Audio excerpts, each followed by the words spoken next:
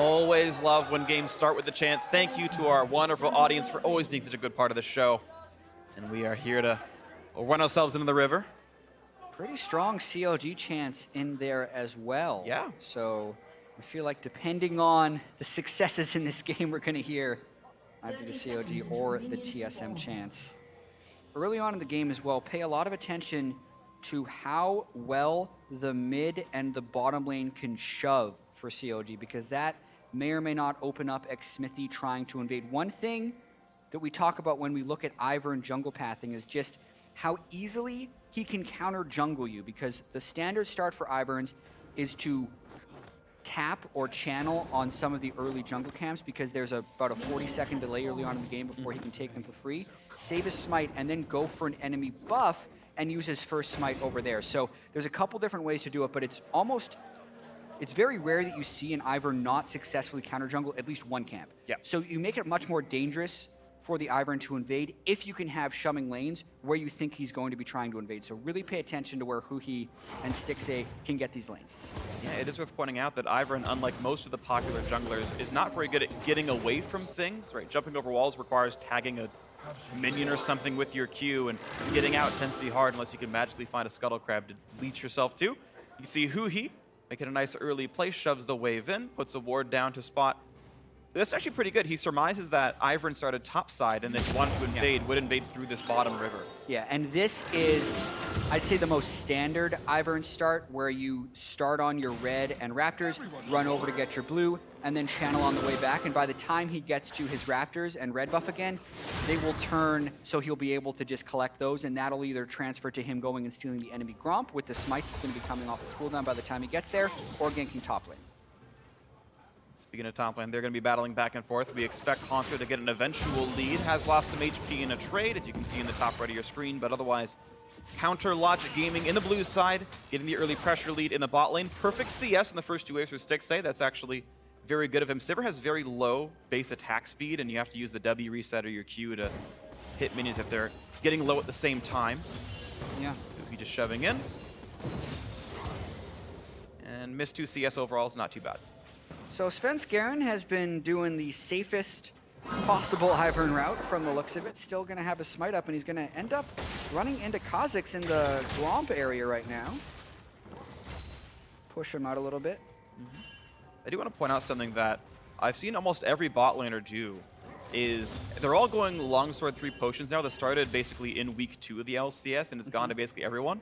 And for most of these champions, they just want to buy a serrated Dirk early or even an Essence Reaver, and that just ends up smoothing out your build path. You're not dumping 450 gold into a Doran's Blade. And the 2 extra potions makes it really easy to stay in lane, even though you're missing the lifesteal and the extra HP. And this just ends up power spiking you earlier. And right, if the concern is always that these bot lane marksmen aren't scaling up in time, this shortcuts their build by 400 gold and makes them scale up a bit quicker. They're just missing some of the lifesteal that could have happened, maybe would have mattered in the mid-game team fights. Yeah, I feel like it's an interesting evolution of that bottom lane right now. It also opens up for more all-ins. We should note as well, Haunter did burn Flash at level 2, so Xmithy now jumping on to Svenskeren. Haunter can't help. Here, flashing, there's the root coming in, and Huhi's nearby as well. Sven's got no way out anymore. That's going to be first blood. Counter Logic Gaming buffs over to Huhi. Yeah, and that was so much about Svenskeren just getting really greedy for an early ward because his lanes weren't shoving. We talked about counter jungling and paying attention to where the lanes were. Well, mid lane wasn't shoved up either, and they were able to just collapse on him as soon as he tried to go for a ward. And more success in the bot lane as well for Counter Logic Gaming. You can see if the tank support misses his CC, you can go right back onto him. TP to rejoin the lane. Of course, keep in mind, Haunter is flashless. Xmithy and Darshan could flash root if they think they have the damage. Does he want to? The slow is enough. The knockback's going to be there. The barrel chain, and Haunter's got nowhere to go. Look at that. The sapling takes him out. 2-0 CLG. You couldn't ask for a much better start than that. Darshan burns the flash from Haunter at level 2. They get double buffs transferred onto their mid laner, and then they get a post-teleport kill onto the enemy top while the wave is pushed against him. So Haunter's going to get heavily denied in that top lane. That is one of the worst things that can happen, but it's going badly all over the map. You can see him right here. Wants to set up the barrel, explodes it early because he sees Xmithy. Yeah. The chase out is just so easy at this point. I mean, and it's a 4-second channel on teleport. Haunter, the wave was in the wrong spot for Haunter the whole time, and it was in the wrong spot when Svenskeren was up top, and really so much of this play started several minutes ago. If Svenskeren would have just been up there to guard against the gank and help Hanser safely shove in so he could bounce the wave back, that would have been acceptable. And that's what Svenskeren's doing right now. He just needs to be here for Hanser so they can try and get that wave into the turret, so Hanser just stops getting denied. Absolutely agree. You can see even some nice plays right there, some nice synergy. Rush on the barrel so that no one can last hit it and knock it down. Not that Darshan could anyway on a Maokai, but yeah, and also keep in mind, you had pointed this out a while ago, Hanser had no flash. There was a level 2 all-in that Darshan basically prompted that made Hanser blow flash and get chunked out of lane, and that was even part of the first blood that happened, is part of the reason Hanser couldn't help Svenskeren a while ago. So Darshan, I gotta give him a lot of personal credit to, up 25 minions in a matchup that Hanser wanted. Yeah. And for a player that's been getting so much flack for his gameplay, I feel like Darshan's last roughly year has been a bit of a darker mark on his record. This is a very good start. I agree with that. Just missed that cannon minion, unfortunately, but he's staying aggressive and trying to keep Hanser back. Keep in mind, like, GP is not expected to win a lane early on. He's very much about a scaling champion, but 41 CS to 15 is much more than you expect, and that does happen from the early flash burn and also the assistance that Xmithy and Huhi have been able to give him. So really tough time for Hanser in this lane, and Darshan playing this matchup right. And it's staying tough, too. That lane is still frozen in front of Darshan's turret. Hanser doesn't get to do anything. Hook from Brush. 6A he just knows enough about the game to stay outside of hook range of that Brush, and Huhi coming top. Again. Still no flash on Hanser. Sees that there's a ward. When Aurelion Soul flies, both he and other people can see over walls against him. He's like, that's warded, never mind. Hanser ran back. And Hanser will be level 6 soon. That ulti, even if he's held down in lane, he can use that to assist the rest of the map. Maybe we start seeing better things out of this gangplank. Yeah, and this is kind of the moment in the game that CLG needs to keep up the pressure. Xmithy's going for some pretty aggressive plays inside Svenskeren's jungle, hoping to just... You think he's hoping to take the red. Oh, he's going for Sven. Level 6, though. Level 5, level 6. Daisy is in. So is the rest of the Event Horizon. They're going to go for the pushback there, trying to get the rest of the damage down. Can't quite make it happen. A Smite gets rid of Daisy. Goodbye. But that's actually some pretty good fighting from Sven getting his ulti. It's true. I mean, when Svenskeren is level 6, is when he becomes very good against Kha'Zix because he can eliminate the isolation bonus that he would be getting for it, and that's exactly what he does there. Flashes in. One no shot. Nicely done, Bjergsen. The summonerless Huhi goes down. Huhi getting a little greedy with the wave when he comes back to lane, and Stixxay getting jumped on. Beautifully played here by Biofrost in turn of the flash play. Couldn't predict it in time. Stixxay probably should have preemptively flashed, didn't do it. Nice kill for TSM, ties up the score. Yeah, and it was looking pretty grim for TSM being down 2,000 plus gold pre-8 minutes, but being able to get multiple kills across the lanes really going to keep them in the game and kind of lower that sense of urgency that they may have been feeling. Absolutely, he's gonna feel a lot better. This game's only 700 gold apart, and that is completely manageable. Bjergsen up 4 minions, bot lane pretty much equal as well, so as long as Hotzer gets a bit back, they're gonna be okay. Yeah, I mean, Huhi just in the lane pretty long and thinking he'd be safe by threatening Bjergsen with that stun. Nice flash by Bjerg to get over it and finish the kill, and then at this point, yes, Stixxay had flash and heal, but was not able to flash any of the CC and just should have preemptively burned his summoner spells, otherwise dead. I don't know if spells were up at the time, but certainly wasn't able to cast it there if it wasn't cooled down. It was still a good play by Biofrost. You gotta give credit to TSM for making the opening move, and Aftermoo had roamed out of the lane, and it was the easy time for the 2v1. And now, how about a 3v1? Into the mid lane they go. Xmithy gonna face check the Brush, the kingdom of Svenskeren, and he flashes in time to not get hooked away, but here comes Bjergsen. There's the play, out they go. Triple stun for Huhi, but that's gonna be it. Hanser finally getting revenge from the top lane gank. The ult takes him out. Huhi can't chase through the box. And that is a 1-for-0 TSM. Yeah, and CLG also burned Sivir Ultimate in the river, trying to collapse onto TSM there. So overall, a very successful roam, and TSM really fighting back. You'd think CLG, with that early lead, could have closed out a little bit more, but Xmithy never got an experienced lead on his Svenskeren, even after being able to take out of his double buffs. And then the few kills that TSM was able to get back in the lane have enabled them to make a lot of these roam plays to try and keep the aggression on. Yeah, TSM tying it up basically, and we'll see how much more aggressive they can get here. You got Svenskeren again into the enemy base, enemy jungle, I should say, killing off this control ward on the Tri-Brush. And now TSM looking so much better than they did in the first 5 minutes of this game. And even Hanser, you can see, that minion deficit has actually shrunk from before, both in flat value and percentage-wise. He can't quite stop the recall, and Erickson has enough control over mid that he's okay. Smithy unlucky there. I think they would have liked to make the roam to bot lane or maybe go for the Drake. Yeah, I think that could have set up for a very quick Drake rush. Kha'Zix's one of the best Drake killers in the game. Doing it on top of the board, but they're about 5 seconds delayed on this because of the failed plant. We'll see if that hurts them as Svenskeren and Wild Turtle are closing in. Should be okay. Turtle slowed act. This could be a stun. Has to flash away. Barely gets it in time. Stun still lands, but that is a kill. And Smithy should have leap to get over the wall. No panic there. And a 11-minute Ocean Drake. Very good for the laning phase. Yeah, I think overall some sloppy play from both teams there. There's CLG missing the blast cone over the wall, and then Wild Turtle not really doing anything except burning his flash when he went to stop that and waiting for the rest of his team. Also want to point out Svenskeren's maxing Q on Ivern instead of the shield, which is something people did a lot on launch of Ivern until most people decided shield was better. The Q does have some good rank up incentives with the cooldown reduction, as well as increasing the loop duration, but the shield is normally just such a better combat summoner, so Svenskeren really just going for picks with that choice. And it is worth pointing out, some of Sven's contemporaries are still doing shield max, amazing. For example, on Fnatic's been playing Ivern today and was doing shield max still in his game. So different strokes for different folks, it seems right here. Nice job on Darshan knocking down the barrel. That could have been deadly. But CLG's dual lane right here behind it. Again, wins the barrel fight, but look out, here comes the play. Ulti in, wave clear in for the GP ulti, and so keep him safe. Yeah, and Hanser going relatively aggressive with what's essentially a 3-man gank, but a pretty ineffective 3-man gank. If they just burn the GP ultimate, it'll be about what they can do from here. CLG is a big fan of the delayed lane swap, and they usually do that to try and get first turret. So they burn the GP ultimate and the flash. Now it's about whether or not they can rush down this turret before TSM can get it on the other side. It's going to be a bit close. We expect Karma to have more damage output than a Thresh. In fact, now you've got the Kha'Zix here as well. Huhi even adding his own pressure to make sure it's going to go all right. And CLG, I believe, should be faster on the play. Yep. Yeah, this turret going down rapidly. Huhi, just the insurance. He will miss a wave in mid because of this, but it still might have been the right play if it guarantees first turret gold. Yeah, they once again get the first turret, and now it's also about the extension of the play because they have a tempo lead right now. Notice they killed that turret about 8 seconds before TSM was able to kill theirs. So not only did they get the first turret gold, they also have the time to get the deep wards inside Svenskeren's jungle. That's going to be a lot of vision that CLG can play with. This top side is theirs.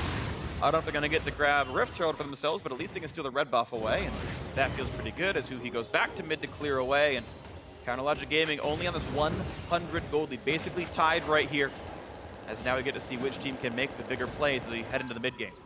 Yeah, a fair bit of variance in the first 13 minutes, so if you're just tuning in now, you're thinking it's going to be this really close game, but no, CLG was actually off to a spectacular start, getting double buffs off the jungler, then getting the kill top lane as well. So you think CLG had an opportunity to snowball the game, but were just unable to do so. Bjergsen picked up a kill in the mid lane, and since then it's kind of now on CLG to try and make the plays. Flash root, Turtle doesn't have flash to get himself out, but the lantern's gonna be there anyway. Daisy for just good insurance. Look at that. Looks so clean. Out they go. Yeah.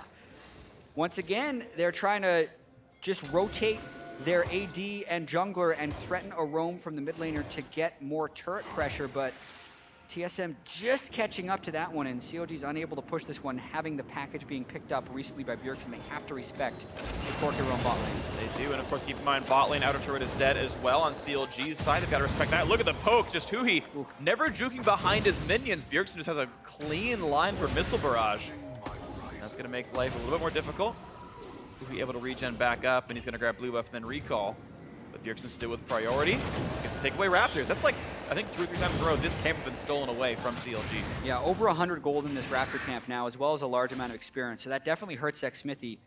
It's hard for most junglers to keep up with Ivern in the first place as far as experience, just because how fast you can clear jungle camps. It's even harder when the enemy mid laner is taking your juiciest camp. Absolutely agree. For the Smithy, his gold is inflated by sharing some of that first turret gold, but is individually 600 gold above Svenskeren, but down a level. And you can kind of see, right, as far as jungle clear is concerned, it is going a bit better for that Ivern. Hanser and Darshan splitting off on the top side. Hanser sadly doesn't one-shot Cassie, but with a second barrel can do so. Once Trinity Force is done, that should change a bit. Otherwise, they're just pairing off, but TSM, you can see earning more gold overall. Some of that is Gangplank existing. He does print money, as pirates tend to do. The shopkeeper can't tell it's counterfeit. Yeah, there you go. Easy. What's interesting to me about this game as well is just how much map movement is going to come into play. These aren't necessarily your standard frontline with large amounts of poke team compositions we've been seeing in most of the LCS. There's a lot of skill shot reliance for TSM, and then a lot of just rotational ability by CLG with the Karma, Sivir, and Aurelion Sol trying to match this mid lane roam by TSM. See how much more they can get through this mid game. You can see TSM putting the pressure on the mid lane. CLG had to play back against that. Huhi, for the most part, has lost pressure on this. Quick Scuttle Crab takes 60 minutes into the game, and Sven can't smite steal without channeling first. And if you take damage, the channel stops, so he's not going to try for that. He's going to pick up for Smithy. Darshan does have his teleport up, but there's no wards with great flank position right now, as TSM is getting really aggressive on pushing this turret. TSM's got to be careful and mindful of their flanks, since the Maokai flank is quite threatening when you add to the fact that CLG could follow up with the Sivir and the Karma, so they're kind of backing away from that just in fear of the potential Maokai teleport. Absolutely, things to be concerned about. Absolutely, there's a real tank, and it's a good engaged tank that does command respect. CLG now the team actually pushing the mid lanes in, and hoping they can make something happen. Hanser just waiting in the wings, and you can see the mid laners kind of trading back and forth, splitting the side waves, looking to create the piece of pressure. Hanser wants to go for this. Barrel's going to be forward. The 3 chain gets dodged away by Huhi. Nice try, Hanser. Quite a nice juke by Huhi, just seeing the barrel being placed, putting it together quickly in his mind that it is going to be a chain from that tri-brush and sidestepping to avoid all the damage. Now he roams mid lane, and this could be a collapse. Not quite going to get some of the Sven scare him, but they are getting pushed away from the turret. Lantern brings Bjergsen to safety, but half HP on Corki is a low health bar right here, but it does mean that CLG, just with that chunk, gets control over the bot river, and that's going to be double Ocean Drake, probably uncontested. TSM do not feel like they can fight this at all. Yeah, and this is actually quite important in this particular matchup to have the double Ocean Drake on the side of CLG. There's a lot of poke on TSM in siege situations with the Jhin and the Corki, so having double Ocean is going to make that poke very ineffectual and make it so TSM really has to land those hooks or those Ivern Qs in order to start fights, because that double Ocean Drake is going to be massive regen in the middle lane. It is really going to be significant, absolutely matters. Ooh, that was nearly a hook onto a Smithy. Didn't even burn Leap to get away. He felt very safe on that, but he's only a few inches away from his Void spikes on his back.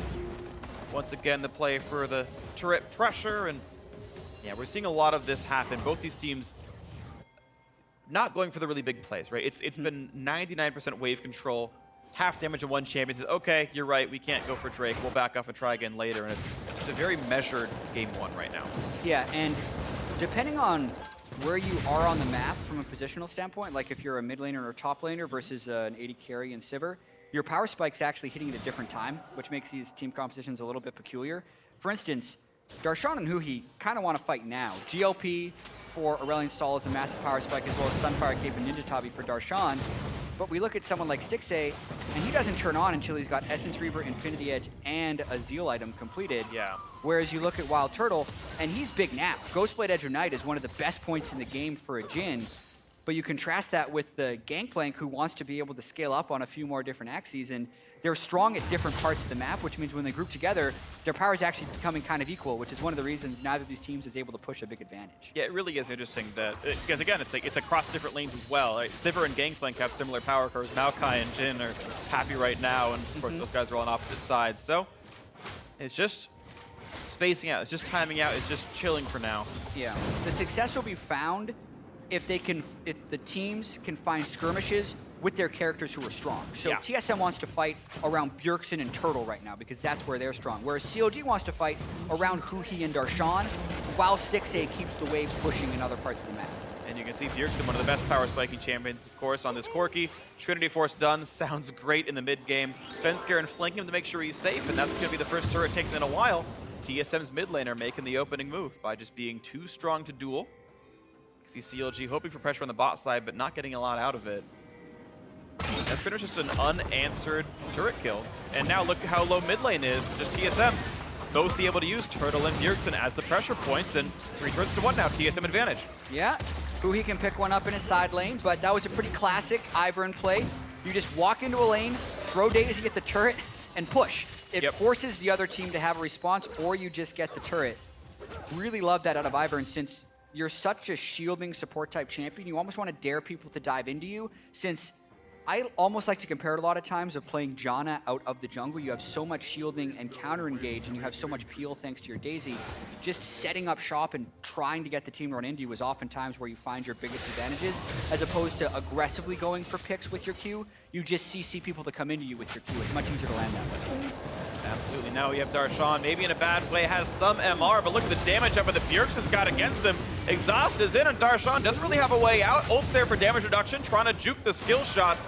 And look at this damage on a stick save. Snipe comes through for Wild Turtle, and all the map is opening up 2 for 0 overall. They can land this Q into Xpithia. It could be even more. Rue nearly lands a deadly flourish. The flash. Xpithia gets away just barely with the skin of his teeth. Yeah. TSM map control.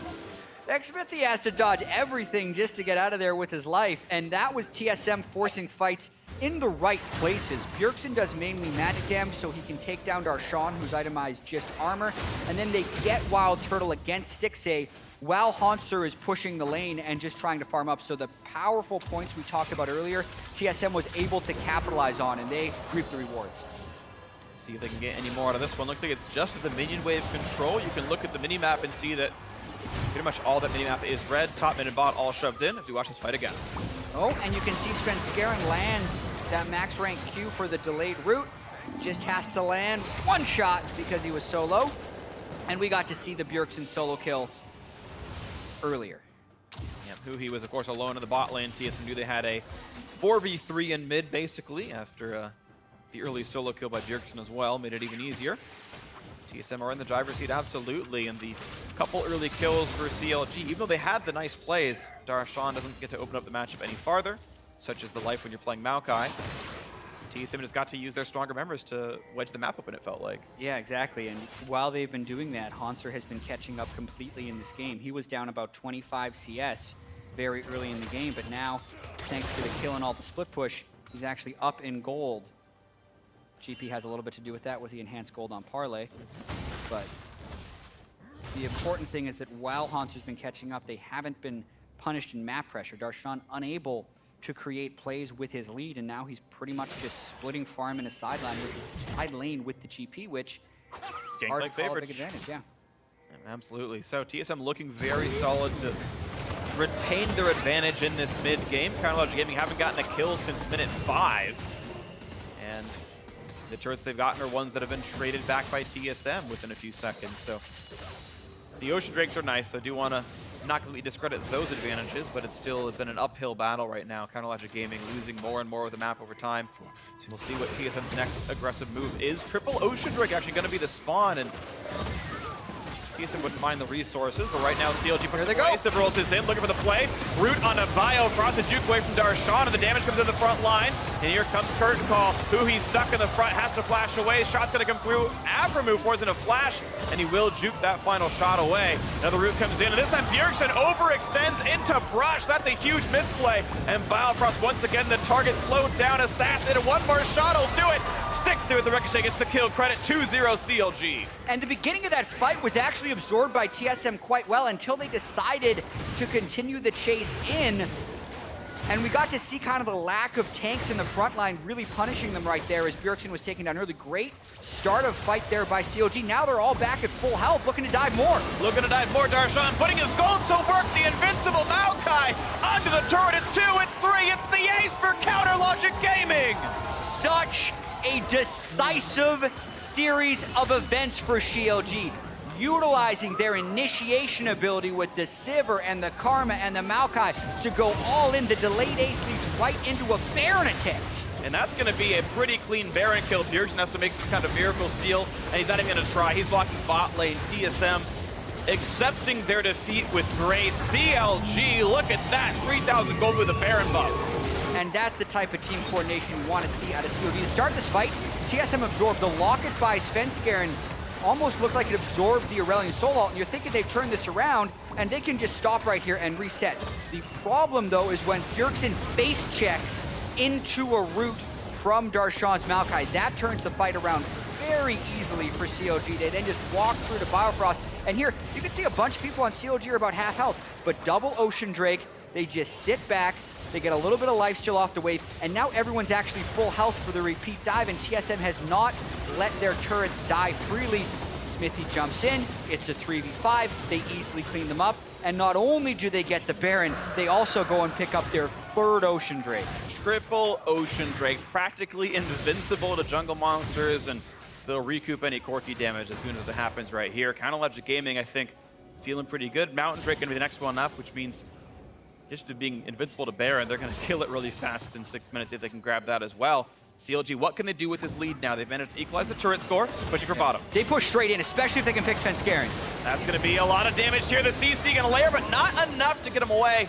It's going to be the Lantern out. Yeah, but CLG wants to continue this push as much as possible. Haunter is not here. They have the Baron and 5 people. Expect CLG to try and pull the trigger here if they want to go for more. They found it, flash into root, onto the Corki, the Gatling gun, the Valkyrie's going to go down anyway. The trigger got pulled. CLG now into the base for as much as they can. Fresh to keep him safe, Redemption to heal him up. Haunter can only try to trade turrets best he can. They at least want the inhibitor out of this, and one thing about Ocean Drake pushes, especially when you have this many, is unless you're killing them, they're gonna regen up to full health, so they're gonna keep going. It's like the old Bear map. It used to give you a ton of health and mana regen in like 2012, and CLG's got the same stats here.